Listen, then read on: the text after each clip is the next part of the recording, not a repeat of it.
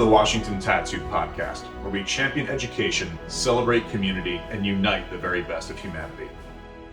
Fueled by world-class military precision and cultural excellence, the Washington Tattoo produces unforgettable immersive experiences, creating an atmosphere for people, organizations, and businesses to connect, network, and build impactful relationships.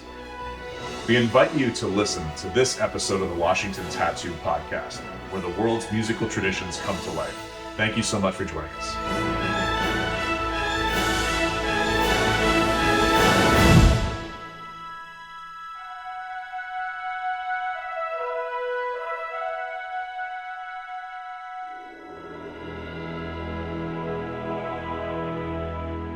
Hello, everyone. Welcome to another episode of the Washington Tattoo Podcast. We are super excited to have, again, my co-host Stuart Warmington over from the UK. Stu, how are you today? Great. Obviously different backdrop today, but the weather's still the same because I know everybody likes to know what the weather's like, so it's still grey and miserable, but a nicer backdrop today. Well, and we're super proud to have an incredible guest. She's the director of the Veterans in the Arts Initiative with George Mason University.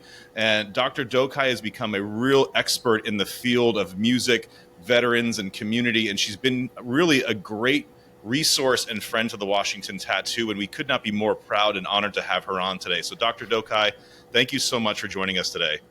Thank you so much for the opportunity, and what an introduction. It's such an honor to collaborate with all of you. Thank you. And honestly, we're really excited for what's coming down the pike because we know we had a great visit with Dean Davis at the Hylton Performing Arts Center, and we know that there's a lot of really exciting things on the table coming for the future. But I'd love to just do a quick kind of overview of, what the program is, how is George Mason involved? What does this Veterans in the Art Initiative look like at George Mason University? Sure. So thank you for the question. The Veterans in the Arts Initiative at George Mason University now serves as an arts and community hub for our veterans and our military-connected community in Northern Virginia by establishing lasting connections to the arts and supporting strong social relationships within the community. And how we got here was actually is the best part of our story. It's through organic conversations. And so the Hylton Performing Arts Center is based at our SciTech campus of George Mason University, which is in Manassas, Virginia. And as the Performing Arts Center opened and as the first guests and community members began to arrive to enjoy programming, we noticed that there were a lot of military-connected people in the area who were wanting to get involved with the Performing Arts Center and who were also wondering if there was any kind of dedicated programming for the military-connected community. And as such, conversations developed, which resulted in a panel on music in the military in 2014.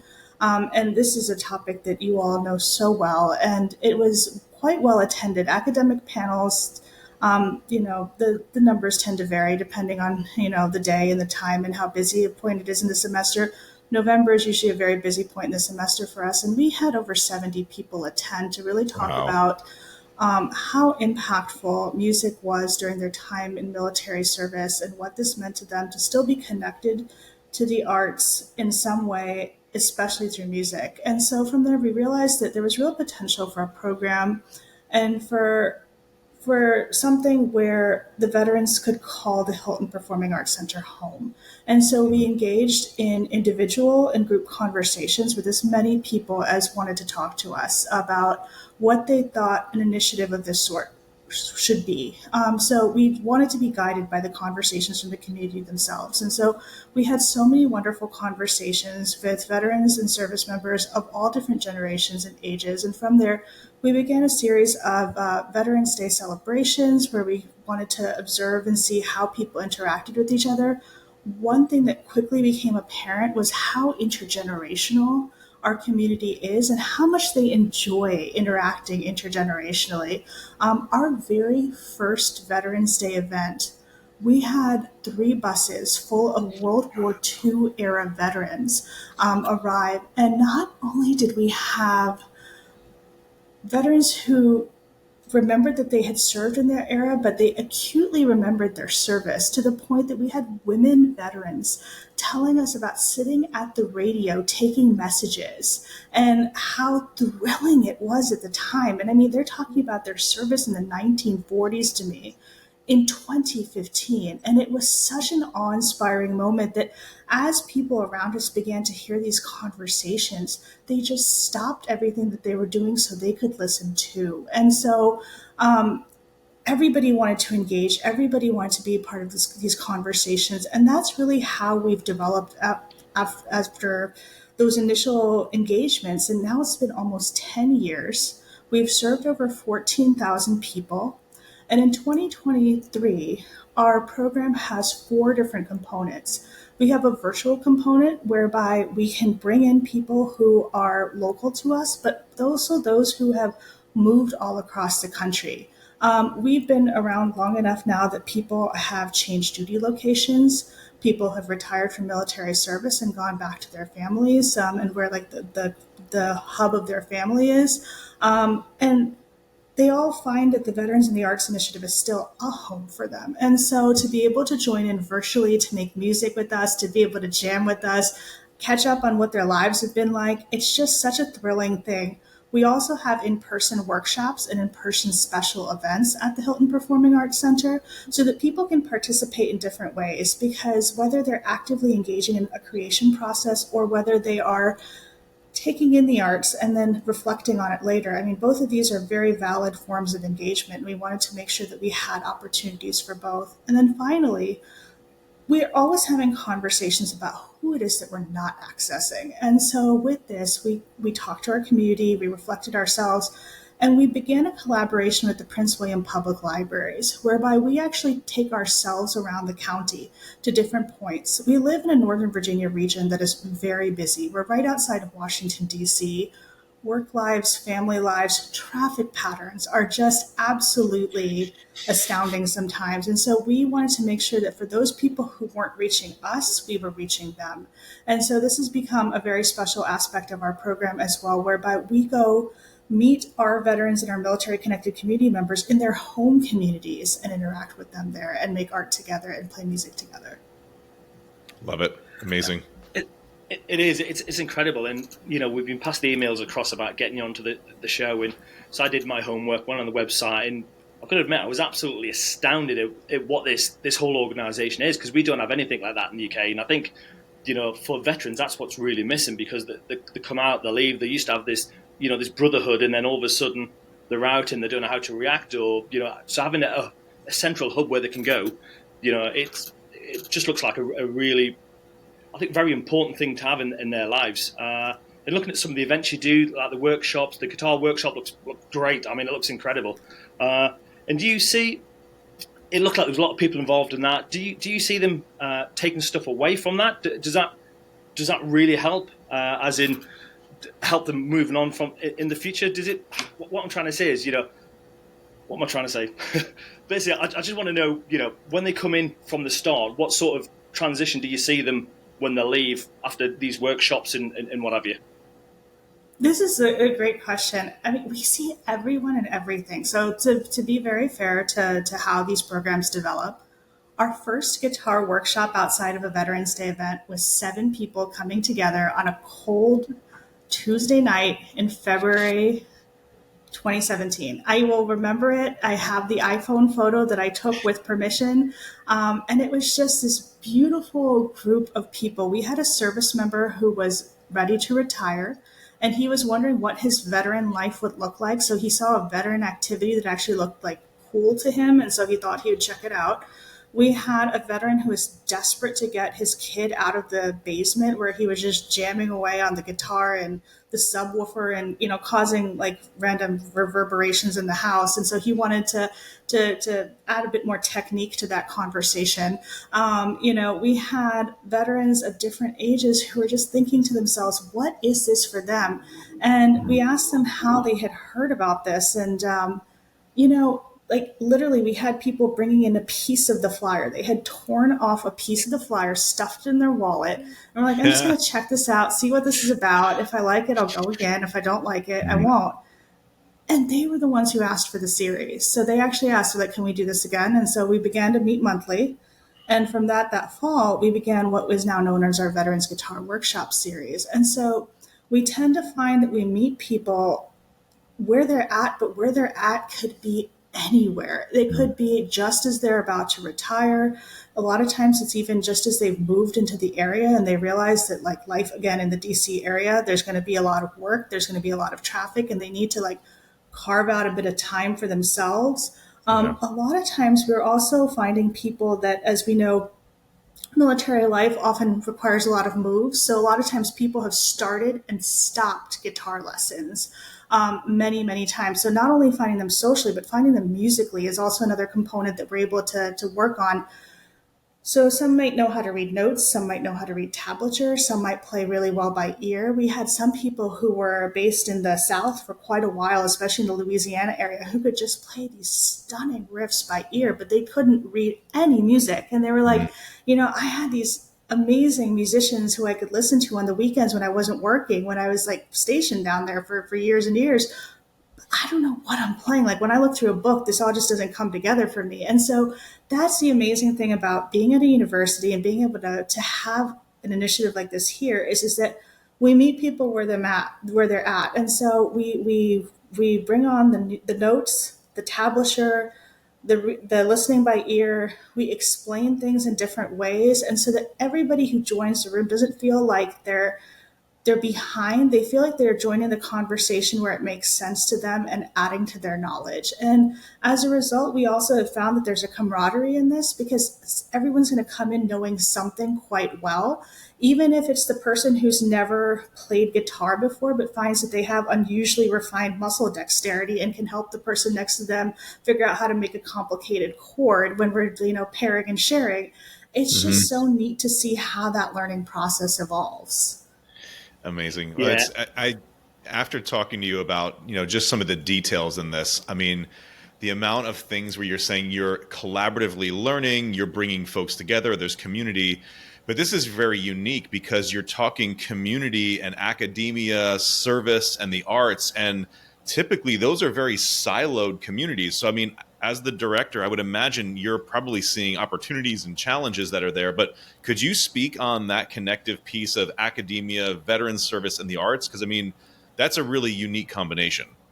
The best part of it, thank you for that question. It always makes me smile because the best part of that all these different worlds is they all have their unique languages. And one of the best parts of all of these different worlds is they're always seeking to talk to each other, but like they're not quite sure how to start that conversation. And so I think what we've just done is, and this is where I think that I'm so lucky to work alongside the staff that I do, what we've done is that we've created a space where everything begins with a conversation. And we look to see what everyone's strengths are and what everyone can learn from each other. So at the university, I have the privilege of being surrounded by extremely gifted faculty, staff, and students who are incredible performers, artists, actors, teachers, and learners. They're always refining their craft, and they're also always finding new ways to share it with their students. And so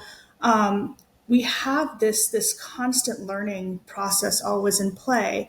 And what I find is that there's a natural curiosity from so many of them to learn how to reach different communities. And so when we talk about the military community and military culture and some of the specificities of what that looks like, especially for a region like ours where we constantly have people moving in and out of the area.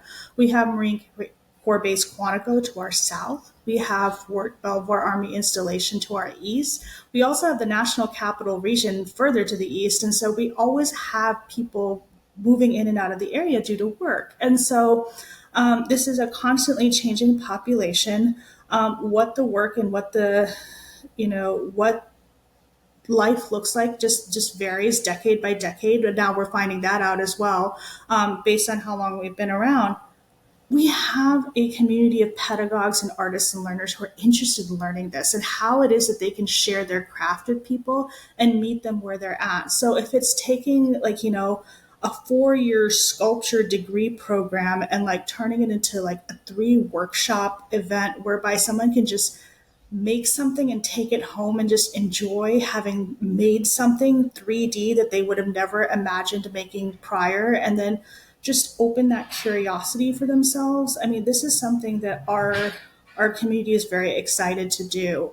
And so I find that we bridge between academia and the arts quite comfortably, and that natural curiosity that a center of teaching and learning brings lends itself to such a kindness towards the military community, whereby we engage in that dialogue. We talk about how the programming could best fit, and then the best thing is that we always talk to our community afterwards, asking them how they like participating. I mean, we ask them during the workshops, we ask them after the workshops, what were your favorite parts? What parts would you be glad to see go? What would you like to do again in the future? And so, I mean, at this point, I think that if we ever changed anything with our veterans guitar workshops, as in if we remove them for a semester, I think I'd have to have some very serious discussions with our community. And to that point, what's so interesting is they'll engage in these discussions themselves. So we've been on Zoom since 2020, as many programs have been, but one of the strategic decisions that this program made was to not leave Zoom, because once we saw how many people from our community had come back to us from around the country and around the world, we just thought we don't want to leave these people behind. And it's just so nice to welcome people back home, even if home is Zoom. And so one of our veterans actually asked on Tuesday night, we just started our 10-week series this past Tuesday. He just asked, wouldn't it be better to just meet in person? I really miss seeing you all. Well, we had a 6-week ukulele workshop series this past spring at the Hylton Performing Arts Center. It was so nice to see everybody week after week and to really learn that technique a little bit more, hands-on, and just, to be in the same room as the instructor. That immediately became a community conversation. We had people taking themselves off of mute, discussing, their life stories with us. We had one woman who had grown up in Fairfax, Virginia. She then enlisted in the Marine Corps, served for 10 years, came back to George Mason University on the GI Bill, and now lives in Florida. And she's like, this is a way for me to be connected to home and to my university. So please don't change this. And then we had another community member who was like, you can't tell because I've set up my house the same way in Virginia that it is in Michigan. But guess what? I'm in Michigan now. And so I would miss you all if you left this platform. And so many, and then people were talking to us about work commutes, people were talking to us about family balance, as if on cue, children were appearing in on the sides of the Zoom to wave hello, because of course a kid hears their name and, they just want to come by and greet everybody. And so it's just so neat to know that now at this point, the community is invested enough that they help us make those choices with them. Love it. I love the fact the whole community gets involved. Like you say, the kids are on the side of the meeting. It's such a a nice atmosphere to have. But so how does the organization work with a wider community to pump out the message? How do you get more people in? What do you do to let people know what you're about? And do you do not trade shows, but do you go around to different cities, or how do you get more people involved? So initially, I will admit it was going everywhere in person, because I feel that, especially during the era where we started this, meeting someone face to face is the most honest way to meet another human. And it was just, being able to see that there was a program, to see the flyer, to see the person who created the flyer, see the person that was bringing the instructors and the community together, to give a handshake, to hear another story, and to know that they would see me when they came back to the program. It was the first way that we did this. And so, I mean, we just, a couple times a week, we would go to a meeting, during the first couple of years. It was a lot of meetings and a lot of time spent on the road, just making sure that everybody knew about us and kept seeing us consistently. And so that was how initially we began this. And again, alongside me, I had this incredible team of Mason colleagues who know that at her heart, their fearless program director is an introvert. And so I would always have my people, my posse, who would come alongside of me to keep me company at these events, to also introduce what it was that they did, to introduce how they contributed. So a lot of times if we had tabling events, or if we were larger meetings, it's just nice to have a friend and a partner there to engage with as you're sharing all of this information, because oftentimes during the course of a day, you'll meet hundreds of people. It's rather overwhelming, actually. And so it's nice to have someone to share it with. And again, this is a team effort, so we have people to share that with. And then the pandemic happened. And just as the pandemic was happening, and began to onset, it was almost like sometimes luck is a real part of everyone's story, as we all know. We work as hard as we possibly can, but being in the right place at the right time sometimes is, I mean, you have to smile and know that, it's just sometimes things just work out because they're supposed to. We were working on a new word mark, a new look for our initiative that just really reflected the people who were participating in it. And we didn't realize how much that would make an impact because we were finalizing this in the fall of 2019. And from early 2020 onwards, it was these pieces that we had put together with our marketing team that really shared who we were and what we were about with people so broadly. When they lost that human contact with us because we couldn't go to meetings and events safely other than on Zoom, but they had a sense of what the program is like by seeing these vivid pictures and these, how it was that we were representing our program. For example, we even revamped the website to what it is now. So you get a real sense of what this program is and how it feels to a person participating in it. So we made a lot of these thoughtful decisions right prior to the pandemic. And now I feel like some of these pieces also speak for themselves. And as we've now come out of the pandemic, we've gone back to meeting people in person as is safe.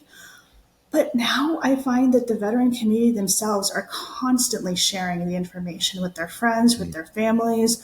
We have people sharing information with their buddies, like knowing that, it's like, hey, look, you've changed, your job, you've changed this, you've changed that. Why not try this now? We actually have a lot of emails where someone will reach out to a buddy and copy us in and be like, hey, at the same time, I want you to meet the people behind this program as you consider what you want to do next. And so the veterans themselves are the advocates for this program, and they're not only telling their friends about us, they're telling the veteran centers, they're telling their healthcare providers about us. A lot of times we'll just be asked, do you have a stack of flyers somewhere? Because I'm going to go to an appointment. I just want to make sure somebody has this, And Yeah, so I love it. It's just now it's a self-generating piece whereby they're helping us share what it is that they love. That's amazing, because there's no better, commendation than word of mouth. People who've been there, done it, experienced it, that they can push it across. Their passion will show. That's amazing that the veterans are doing the work for you. That's fantastic.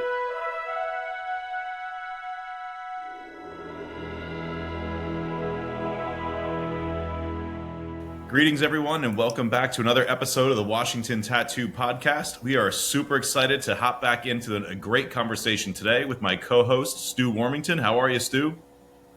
All good. We've got Jack Frost nipping at our toes here, but everything's all fine over in the UK. Fantastic. And we have Dr. Dhokai, who's the director of the Veterans in the Arts Initiative at George Mason University, back again because we had, honestly, so many incredible conversations started that we just wanted to have her back and dig a little deeper into the veteran stories, mental health, and music, and the power that just has to really bring community together. So Dr. Dhokai, thanks again for taking the time to speak with us. Thank you so much for having me, and I'm so glad to continue this conversation. And also, I brought along with me some of the words that our veterans who participate in the programs over the years have shared with us. So I'm so excited to share with you their stories today as told by them. Awesome. And I know last time we were going back and forth, and I think, Stu, you had some really interesting questions to ask. So why don't we start off with your side? Yeah, so I think we've banded around the words mental health and well-being, and obviously that's very important. So I just want to know how your program addresses that and what role the arts have in aiding veterans with their mental health and well-being.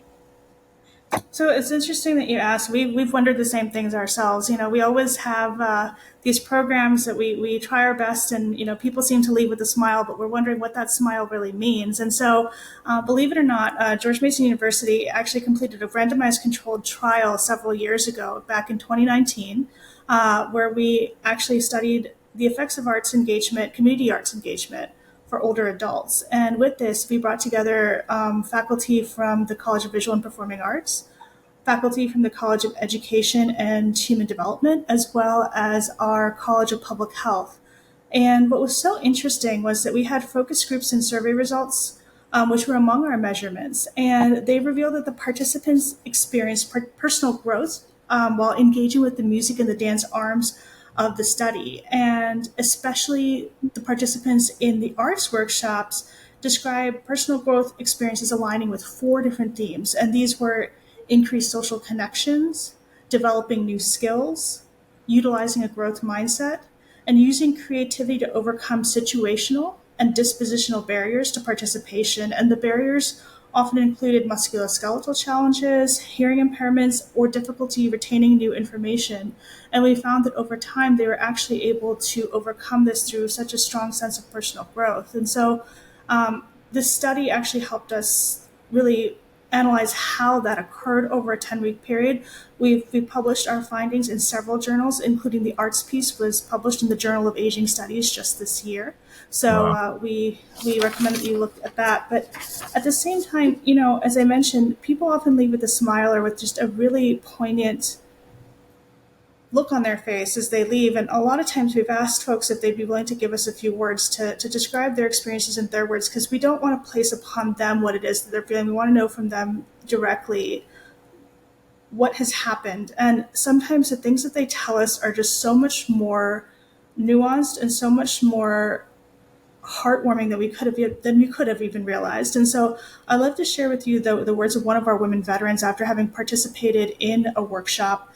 And she told us that the class had changed the way that she sees herself and her past by giving her a kaleidoscope perspective through symbols. She said, "I'm still amazed that through art, I could elevate my view of myself. I discarded or destroyed nearly every single thing having to do with my time in service. But through this class, I'm learning how to reclaim in a very positive way myself and that time. This is a healing process that gives me hope for the future and the tools to do it."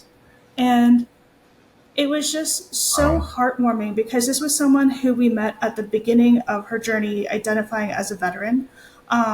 And this was the Veterans in the Arts Initiative workshops were one of her first veteran activities. And she tried arts engagement slowly. She tried one workshop at a time, reflected on the experience, and then tried again. And slowly she started to tell her friends and family about it, actually brought her partner to a workshop with her. And then now she tells her friends and family about it. And this community that we have of people who attend Veterans in the Arts Initiative workshops have actually become her community. They are her friends and her family. And she's one of our strongest supporters. And so, I mean, this just shows that it's what the arts can do. And she really has reclaimed that veteran experience, because now when she walks in that space, she proudly tells people, "I'm a veteran, and this is how I express myself. It is through art." That's amazing. I mean, I've shared with some folks before, but my family has actually been affected by veteran suicide with my own grandfather when he came back from World War II. And he wanted nothing to do with the Army when he got back from the war. He left his duffel bag at Grand Central Station. He never talked about it, like a lot of veterans don't talk about it. But I think, when you are able to get to how music it just creates this raw, sometimes visceral reaction in a positive and negative way, but it allows the individual to either cope or at least begin to address some of the items that are, in the back of their mind that maybe they've stored away for forever. And I know you've had a lot of experiences with this, and that, measure of success you're showing here, that people are coming back, people are engaging. So could you talk about just, what do measures of success kind of look like there? Is it, in the amount of hours? Is it the people that are coming back? What does that look like? It's really interesting because in an area like Washington, D.C., we just have a very active population in the sense that people are constantly moving in and out of the area. Whether this is because their duty location changes or because they have their first post-retirement job here and then they decide to have their second post-retirement job elsewhere or to move closer to family. Our population is always changing. So one of the very interesting statistics that we've noted about our program that we're actually quite proud of over the years is that for every workshop that we offer now, we note that about 30 to 40% of our community members are returning community members. And then the rest are brand new, actually. And so a measure of success for us is to make sure that there are always new people walking in through the door who are learning about what our arts engagement is, whether they be service members or veterans, kind of, again, just having left the military or just having retired, kind of exploring what that new time away from the military means for them, and as well as what that veteran identity piece means for them, like how they want to engage with the veteran community and whether the arts might be a way that they want to do it. Do they want to do it through music? Do they want to do it through visual art? Do they want to do it through poetry? Like, is there a different way that they would like to engage? And then we also just ask. We ask formally. I mean, we have a system of surveys and different questions that we ask people. I'm a qualitative researcher, so I prefer to engage in conversation and then decode those conversations later. But then also just the informal conversation about, hey, how's this going for you? Like, what are some of your favorite parts of this workshop? What are some parts that you'd like to change, or what would you like to further explore next time? And one of the wonderful things is that to be invested is to have a response. And so every time somebody has a response, it means that they're invested enough to tell you, hey, this is what I'd like to see again. And to be able to make those changes over time and to grow with the community, to try new art experiences together, that's really what this is all about. And so a lot of times we'll find that people will participate over and over again for several seasons or several cycles, and then we won't see them for a while, and then suddenly 5 years later they'll come back and they'll say, hey, I'm back, I'm home, and I just wanted to let you know that I'm still around, I'm still making art. So I learned photography here, and I've actually joined this photography group, and I've been playing the guitar anyway. I mean, just on my LinkedIn yesterday, one of my colleagues who used to participate in the Veterans in the Arts Initiative workshops, who's now at a different university, said that she's taken the skills that she learned with the guitar workshops with her to her new city, to her new role, and that this continues to bring her joy. So, I mean, like, what better feedback than that to receive? The fact that people continue to engage and to come back to you and to tell you what they do. And we also do try to reach out to those who tell us, who leave, who just kind of leave without completing a workshop. We ask them, why they've left. And one of the more poignant stories that we've ever received, and this is something I'd love to talk about because I feel like we don't always talk about like unsuccessful stories, or at least stories that don't seem successful at first. So we had a participant who we noticed very much that he came to guitar workshops for one semester. He came to the first workshop or two workshops and he left. And then he did that again. And then he left. And we kept, noticing, and we kept on figuring, okay, maybe something changed in his schedule, maybe something changed in his, in his life, maybe, this is just not the time. And so one of the things that we make a concerted effort to do is we keep people on that mailing list. We never assume that we know what's going on in a person's life. And so once you join us, you're a part of our community, unless you choose to hit that unsubscribe button and leave. And that, in the case, that's your choice too, and that we completely respect that. So finally, about a year or so later, he came back and he came to a art workshop, a visual art workshop. And he asked if we recognized him. And I glanced at him for a moment and I was like, oh, yes, I do. I do recognize you. You're just without a guitar this time. And he's like, yeah, I wanted to speak to you about that. He was like, I'm so surprised you didn't take me off your mailing list for like non-compliance. I'm like, non-compliance? My goodness, what are we talking about here? I mean, these are arts workshops. You stopped attending. Did something change? Like, oh, we're glad to see you this time, and we're glad to see this one through the end. And he's like, well, let me tell you my story. He's like, I sustained a fairly severe traumatic brain injury, and he was like, after I left the military, I've been trying to find the right job. And so he was like, one season I'll have one job. And he's like, it turns out that it doesn't help trigger some of my symptoms. So then I get transferred to another job that triggers some of my symptoms. So he's like, I've just been trying out job after job. And every time I start out like, a new job, a new situation, a fresh, hoping that it's going to work out. And if it doesn't, I suddenly have to kind of retreat a little bit and like replan my life until it works out. But he's like, I'm finally in a spot where the job's working, my family life is working, and I had the capacity to finish this workshop. But what was the best part was that you were there to receive me. Your program was there to receive me, and you didn't say that like, hey, this guy quit twice, we're not letting him back in. You said, hey, we're just going to wait until he can finish. And so, sometimes that's the thing is that it's just sitting around and waiting for that person who's not able to finish, just being there for them so that they can finish and finish successfully and feel good about their arts engagement. Amazing. I mean, we'll never understand what these people go through, these, serving members and veterans. And so the only thing we can do is be there and help. And the fact that, he thought he was going to be in trouble because he'd not come back, or, and it's getting that message out. You're there all the time. It's not just for the course or just for that semester or whatever. It's great. Me and Mark have said many times that music is a international language. There's no barriers there, and this is a prime example of that, definitely. So, just going on to some of the workshops you do offer, would you say the guitar one is the most? I'm not going to say the most popular, but have you got a workshop that is definitely the more successful than the others of integrating people back into civilian life? Absolutely. So you've guessed it. I mean, the guitar has definitely been the most popular over the years.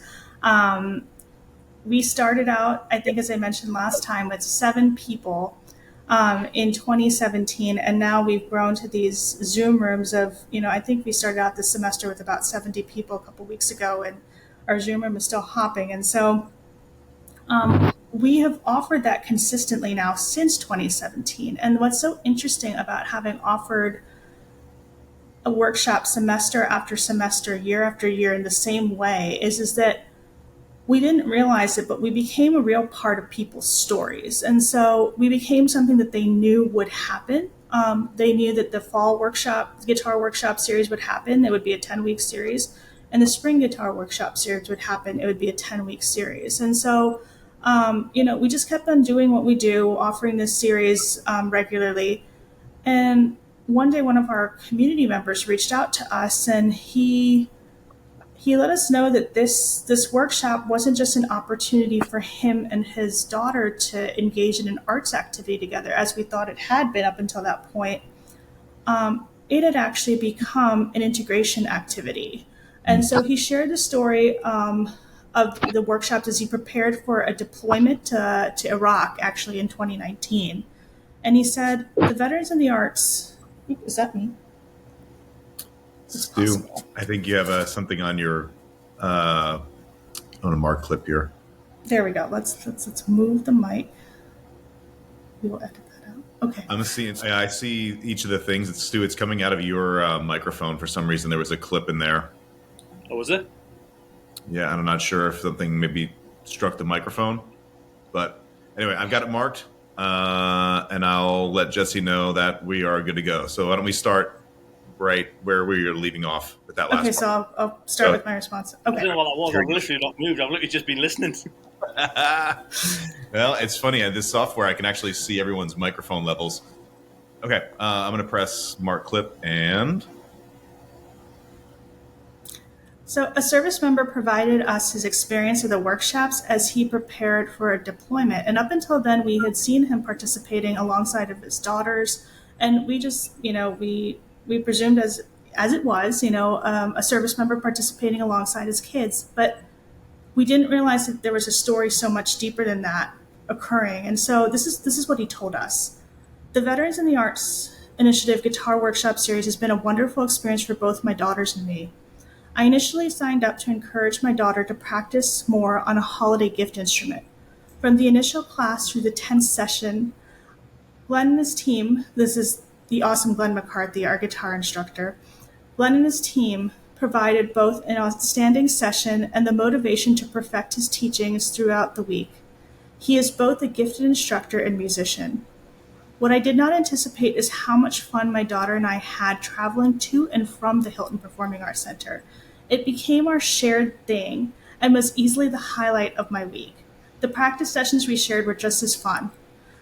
That will continue long after the sessions are over and will likely be the biggest reward of this program for me. I will be taking my guitar with me when I deploy to Iraq next month. I'll send you a picture of me practicing. And so we didn't realize that this was part of preparing for a deployment. I mean, I can't even speak through this because it surprises us how much of an impact that we have. We're just there to support people in the community, but to know that they had used this activity to prepare for deployment, I mean, to us, that was just so meaningful.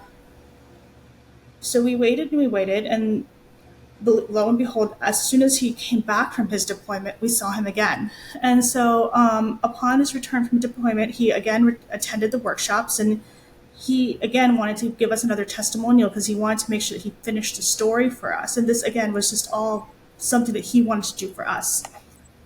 I wish to also give another testimony as to how important this program is. I was in Baghdad, Iraq for 6 months from June to December of 2019 for my 5th deployment. This seminar was something I was really looking forward to upon returning.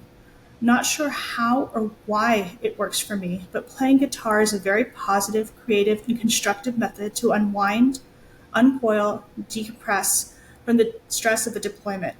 You both, your team, and your sponsors, and George Mason University are doing great things for veterans in America. Thank you from the bottom of my heart. And Amazing. so to receive something like that and to know that this family knew that upon the return from deployment, this would be their reintegration activity. I mean, that was just so meaningful and such a testament to us of the trust that our community has put in us to know how consistent and how there for them we are, and that they really do understand what our mission is just to serve and to support them as they serve and support us. That's I mean, unbelievable. Sorry, Mark. I was just going to say the workshop's not just for him as well. It's obviously helping his daughter, and there's a bigger story here. It's not just about the person attending the workshop. Yeah, so I think you're talking about it's the family. The family's there as well. It became the car ride. It became the connection between the car ride to and from.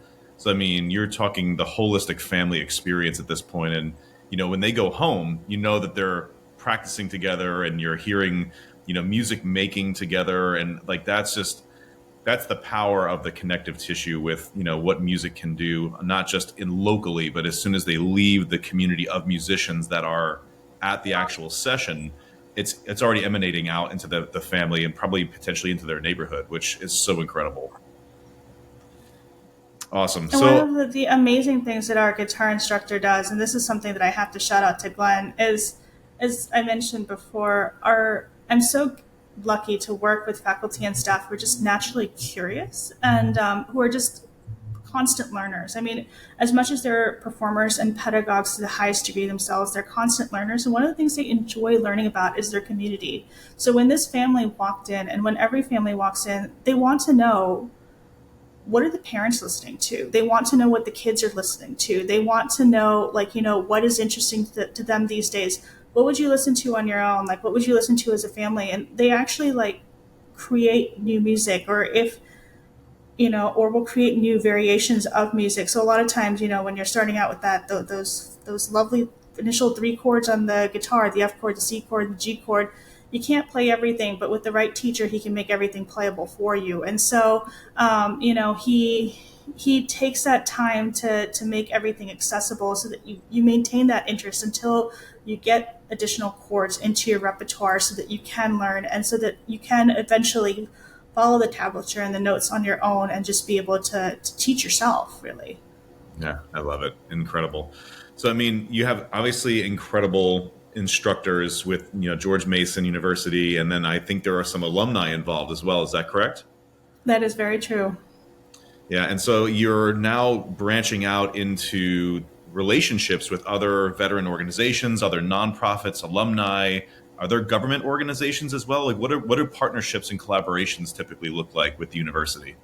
It's a great question. So as George Mason University, we are a state agency. We're a state university. So everything is done as George Mason as the state. But as such, I mean, we love venturing out in the community and sorting out, how it is that we can make better connections. And so for us, it always began at the individual level. As we were program developing, we reached out to the people who were attending performances at the Performing Arts Center who were interested in pursuing the arts. But as you mentioned, the current students, and believe it or not, quite a lot of our current students are military connected themselves, especially our graduate students. And amongst the graduate students, we have found a lot of interest in giving back to the program as well. I mean, a lot of our graduate students are musicians, they're arts management students, they're artists, they're teachers themselves. And so they look for opportunities for how they can affect workshops, teach workshops, manage workshops, and kind of help us with some of those things.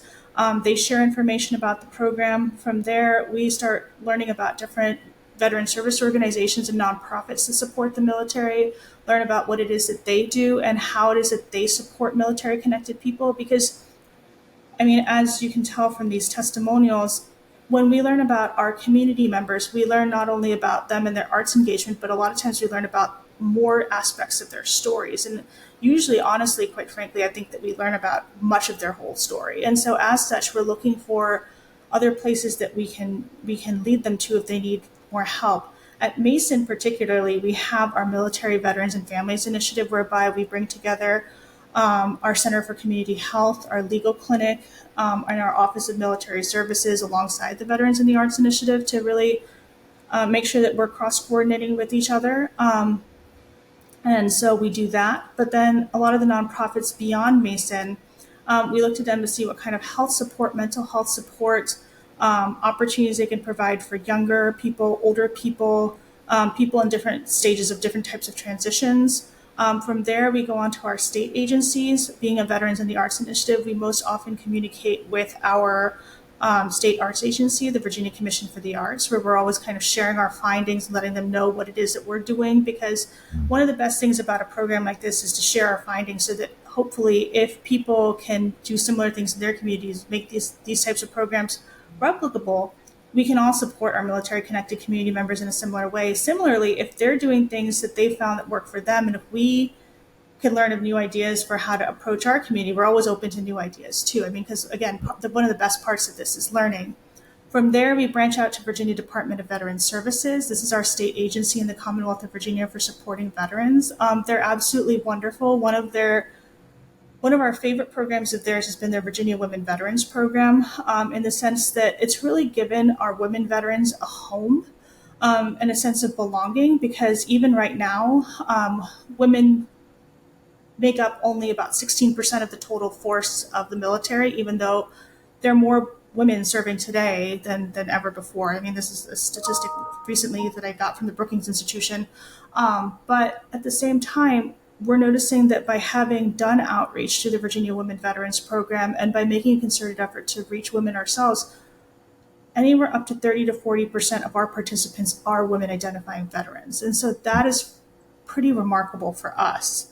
From there, we actually reach out to the National Endowment for the Arts, and they have a wonderful initiative called Creative Forces, which is the National Endowment for the Arts Military Healing Arts Network. And they have many aspects that they're doing through their initiative. I mean, it's best looked at online, but the best I can summarize it for you just quickly right now is that they bring the creative arts therapies to patient-centered care for those with traumatic brain injury as well as psychological health conditions. From there, they also support community arts engagement for those who have had the benefit of creative arts therapies, as well as those who haven't, but those who would probably benefit from engaging in community arts engagement, which quite frankly is all of us, I think. And then they also work on capacity building. And one of the most beautiful parts of the Creative Forces Network is that they have created a network. And so there's a network of national organizations now who all have different types of community arts engagement programs that work well to where they are. And so you get to see how a program works in California, and you get to note how that works differently from a program in Washington State. And then you get to hear a podcast from a program in Florida. And then, you get to juxtapose all of the different ways in which people situate themselves to support their communities, and to just get a sense of the diversity of people and places and how the arts work best for people in different situations. And so this is part of how our networking and our collaboration works. And it's just basically to make sure that we're sharing as much information as possible, as well as taking in all that we can as well, so that we can continue to improve and do the best job that we can do to support our community. That's fantastic. I think you're doing a great job with that. And honestly, Stu and I, we've talked about that quite a few times, of just how no one knows all the answers, right? There's no one-stop shop for all of this. But that partnership and collaborative spirit is so needed. And honestly, my hat is off to you, and I just salute, pardon the pun, but I mean, it's an amazing thing that you're all doing for the folks and how you're connecting this network all together. And so just thank you so much for that. Oh, thank you. Yeah. I mean, it's true that I think none of us have all the answers, but that's kind of like I remember the early days of this. That was kind of one of the challenges of this is we were trying to sort out like how do we create the best possible program. But that's actually the beauty of it is that the best possible program kind of keeps recreating itself and having experienced this program and its rapid rise to just participation numbers where we were expecting to fill rooms of 10 or 20 people participating in a workshop to the point where we had 70 to 80 people participating in a workshop to the point where we're filling concerts with, hundreds of people, close to 1,000 people. And then having taken all of that, moved into COVID and a pandemic era where we had to move all of that online on platforms that we really didn't know how to use in the early days. I mean, if we're all honest and, humble with ourselves, we've gotten to recreate this so many times now that we've realized that, some of it is actually joyful if we can kind of take a step back and look at it as to keep finding those answers. Because, the great thing about time and people is that we never quite stay still. I mean, the whole program is blowing me away, if I'm being completely honest. We don't have anything like that in the UK, especially not for the arts. The arts is it's a dying thing in the UK. It's not taught in the schools. So if you want to do anything to do with the arts, it's after school. You've got to pay for it. So it's not really taught later on in life, unless somebody who actually wants to do it. So I think, the UK is missing a huge, section of what it can do for its veterans and its people, transferring into civilian life after seeing the success of your company. And it comes across like you're always pushing new ideas and moving forward. So I'm just wondering, have you got any new projects on the horizon for the program, and how can people, individuals or organizations watching this contribute to the growth of your company? Oh, thank you so much for asking. I mean, one of the things that we always tell people and that we really appreciate the most is to keep sharing information about the program, to share information about the Veterans in the Arts Initiative at George Mason University, because we're here so that people can participate in all of these wonderful offerings. And the more that people participate, the more that we are doing our job. Keep sharing, the ideas, that they have for how we can move this work forward.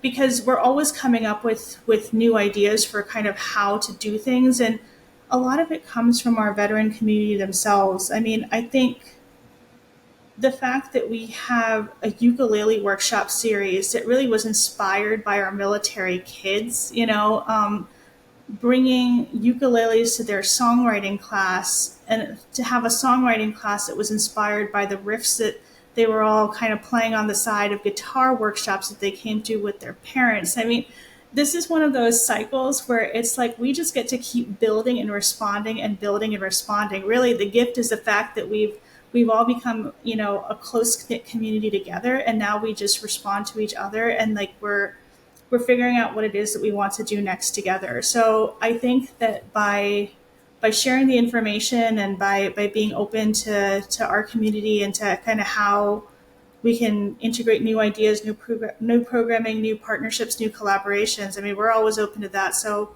just reach out, have a conversation with us, and we'd love to hear from you. And, thanks to the virtual programming, no one's too far away. I mean, we've had people participate from the UK, from Canada, from Japan, from Korea. So, I mean, it's wonderful because no matter where you are stationed, where you are located around the world, hopefully we will have a time difference that works for you, and we'll be able to connect.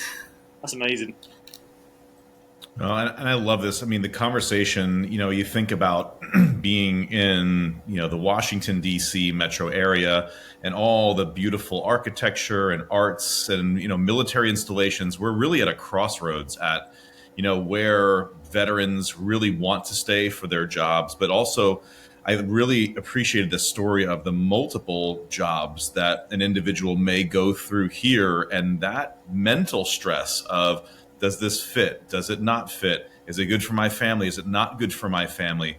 And if music can stay the continuity piece or the underpinning of all of that transition, there's at least some kind of mental security there that they can go to George Mason, they can be a part of these programs. And, that really gets me excited for the partnership that we all have with you now and the future of just, bringing this all around and saying, look, we have a lot of veterans and music experience. You have a lot of veterans and music experience, the university at play. And so our two communities, coming together with George Mason University and the Washington Tattoo is just, I'm humbled to be a part of the conversation. And honestly, hearing your story, it was just so incredible for me also in hearing about your work. And that's something we're going to have you on the podcast again to unpack some of your research, because your story is absolutely inspiring. And I think, if you're okay with that, we'd love to have you back again. That'll be wonderful. I mean, I'm glad to keep coming back. I mean, as long as, the conversation is interesting and remains one that you want to have. I mean, but yeah, to your point, I mean, though, it's like we never talk about this enough in the military connected community, those second and third retirements, and really how that entire thing works. And I mean, really, I have to admit that out of all of my work with understanding how that life cycle works is really at the onset of the pandemic that it really came to fruition. Because I remember at the onset of the pandemic being so worried, and I mean, as we all were, about this new virus and how it was affecting our friends and families in different ways. I mean, I've had people who were hospitalized who passed away, and it was a worrisome time. And it was, at the same time, we were like, okay, we've got to continue these workshops. We've got to continue something that makes sense. And the first time that we were able to host a Zoom workshop, it was like hosting a reunion. Because there were people who I hadn't seen in a year or two who just literally suddenly popped up on the screen, and they were like, hey, we're here. And I'm like, yes, you're here. Where did you go? And so they were telling us, and this is where we just took time and more time. And they were telling us, like, so we retired. I'm like, yeah, I know that you'd retired. They're like, oh, honey, we had retired from the military a long time ago. We retired again. We retired then now from a civilian job because, and then they're like, turn around and look at this. And so they would actually have family members, like in the state of Georgia, in the state of Texas, elsewhere, like lined up to just wave hi to us because they had heard so much about this program, and just to tell us about it. And then after that, I believe we had an iPhone photography workshop, because I mean, again, for everyone who says that they can't do art or music and that they don't have the skills, this is maybe where your lot can start. You in the UK, Stu. I think that this is where we can get everybody in the community started. We all take pictures, good, bad, everything in between. I mean, goodness knows I take some pictures that I want framed from time to time. I've also taken plenty of pictures of my own nose by accident. So, but we have these iPhone photography workshops that we started back in the earlier days, because it was just such a nice way to bring people together and to talk about perspective and self and social identity. And so when we had another one of these during the pandemic, because we just couldn't sort out how to get art supplies to people and how to make that work, a lot of our veterans who had moved away stayed on for that workshop, a lot of our musicians, and they took pictures of where they were now so we could get an appreciation for why they had moved. And it was so cool because we were seeing photos from all across the country and the patchwork of like where it is that our community was. And we realized that our community was literally everywhere. And so, I mean, it humbles you to think of like, you're part of such a bigger piece of so many different, things coming together, and you're a small part of so many different people's lives, but the privilege of having the opportunity to do that, to be a part of so many different people's lives and to see all of those different scenes and moments and everything to come together, it can just mean so much. It can just mean so much. So, I mean, for anyone thinking about starting a program like this, I mean, if you think you have some smartphone, editing ideas, if you play an instrument well, just grab some people and start teaching them. It's really a nice thing to do. I mean, I love the fact that, during the pandemic, you sort of essentially closed down for a little bit and then obviously went, via electronic Zooms and all the rest of it. But now that's opened up even more for your program. And, you can teach people in New Zealand or you can teach people in New York or wherever it is now. It doesn't matter. That's such a cool thing to have, especially if somebody gets, sent somewhere for work or whatever reason, that can still connect with the program that way.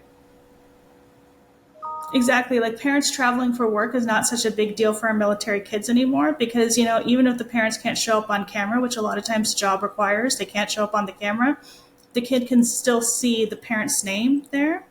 And, we'll make a space after the workshop such that like the parent and the child can at least talk to each other and connect for a couple minutes, alongside of us. And so those are some of our most meaningful moments. I remember we especially had one of those right as we were all emerging from the pandemic. It was one of our first military parents who was going out and had a job outside. And I remember his daughter was particularly worried. She must have been around the age of 10 or something.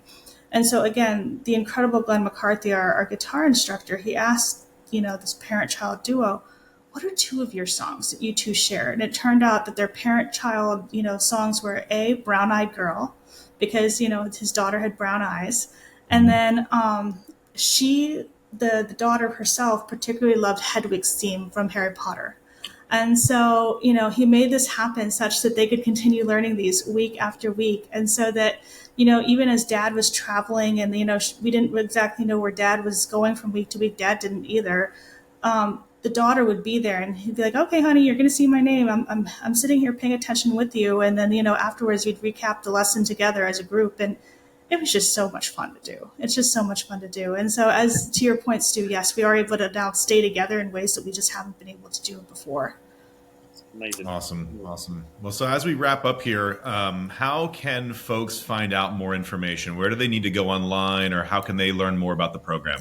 Yeah, so this program, the Veterans in the Arts Initiative at George Mason University, is based at our Hylton Performing Arts Center at our SciTech campus in Manassas, Virginia. So as such, you can reach us at www.hyltoncenter.org.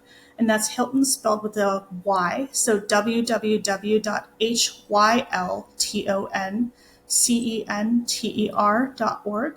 And from there, you'll find the Veterans in the Arts Initiative link right on the top of the website, and reach into our programs, our research, our statistics, all of the things that you'd want to know about our program further, hopefully, and explore from there and get in touch with us. And we'll make sure we put the link in the description below. And we're now getting a bit of a back catalogue. So if people watching have really enjoyed these couple of episodes, hit the like and share and subscribe button and check some of our stories out and just enjoy what we do and learn about people's pasts and achievements. It's such a wonderful journey to be on, and quite humbling in the same instant. Excellent. Well, Dr. Dhokai, thank you so much for your time. And again, like, subscribe, share, and this initiative that you have with the Hylton Performing Arts Center, George Mason University Veterans Initiative in the Arts, is just world class, and we could not be more honored to partner with you. Thank you so much. Thank you for the privilege of talking to both of you and to your community. Thank you. Take care. Thanks, everyone. Hey, everyone. This is Mark Riley again. We want to share a great opportunity with you to get your business name out to our listeners.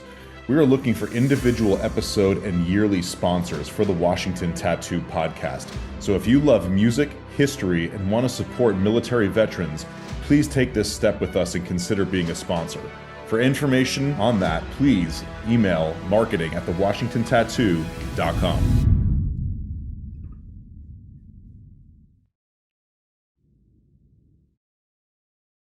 This message is from the U.S. Department of Veterans Affairs. For PSAs on the best services available to veterans, go to VA's new radio outreach page, news.va.gov/outreach/radio.